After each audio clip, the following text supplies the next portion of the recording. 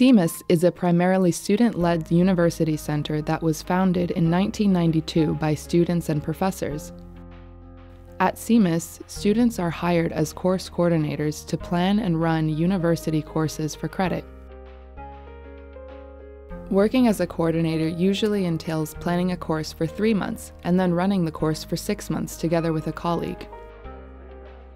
Under de 3 månaderna så handlar det både om att lära känna den kollegan som man ska hålla kursen med, sätta sig in i allt kursmaterial, alla teman som ska tas upp och också undersöka vilka nya teman som kanske inte har varit med i kursen förut men som man känner behövs i relation till de kursmålen som man alltid förhåller sig till. Sen utöver det så har man ett gäng möten tillsammans med det större kollegiet här på CEMUS där man träffas alla de som jobbar med kurser. Det är ungefär 10 kurser som går varje termin och alla vi som jobbar med de kurserna ses löpande under planeringsprocessen för att liksom lära av varandra och ge varandra tips och allt möjligt, allt man kan tänkas behöva som man inte har själv redan. In addition to the support of co-workers and the CEMUS core team, each course has a work group that supports the development of the course, which educational coordinator Jakob Grandin says helps to ensure the quality of the education.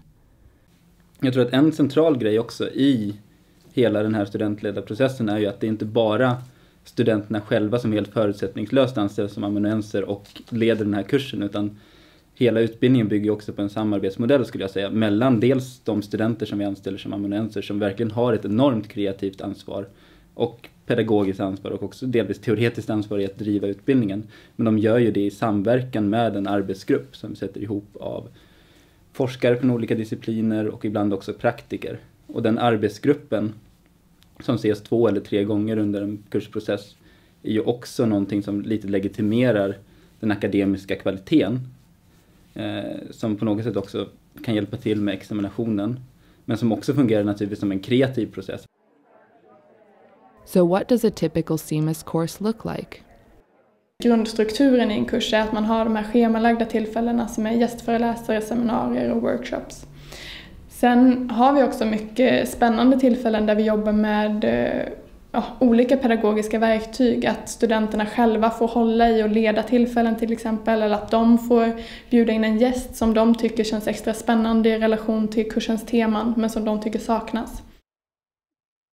Som amanuens skulle jag säga att man inte jobbar som en klassisk lärare eller har den klassiska lärarrollen i en kurs.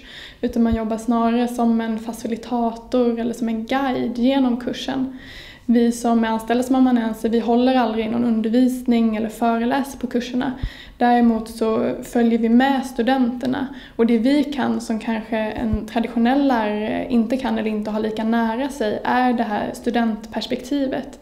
Eftersom vi är studenter samtidigt som vi jobbar med kurser här så har vi väldigt lätt att relatera till hur studenterna upplever att befinna sig i kursen.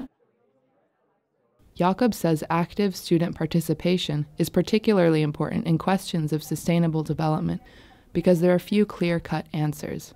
Vi kan inte egentligen ha en pedagogisk process där man levererar svar, för att vi har kanske inte svaren på de frågorna. Så istället måste vi göra en process där faktiskt studenterna bjuds in i att vara med och skapa process utifrån de byggstenar som vi kan lägga in i en kurs. Vi kan lägga in ett gäng olika föreläsningar, vi kan lägga in olika typer av litteratur. Men sen blir det ofta ett väldigt stort ansvar skulle jag säga på våra studenter som går kurserna att sätta ihop de här bitarna och kanske också i workshops och seminarier skapa en ny helhet av det här och en ny förståelse. Och där kanske vi också då går ifrån att vi bara ser studenter som någon form av konsumenter av färdigproducerad kunskap till att vi försöker få in studenter i rollen av producenter också. Att studenterna skapar väldigt många olika typer av kunskap men också projekt och sånt under kursens gång. Det var först när jag började jobba med kurser som jag fick en större förståelse för vilket ansvar man har som student på en kurs. Jag fick mycket större ödmjukhet för universitetets kurser och mycket större förståelse för vad lärande innebär och vilket ansvar det är som ligger på mig som student för att jag faktiskt ska lära mig saker. Att jag kan inte bara gå en kurs och förvänta att den ska ge mig kunskap utan jag är faktiskt en en väldigt aktiv del i skapandet av den kunskap som både jag och mina medstudenter får med sig.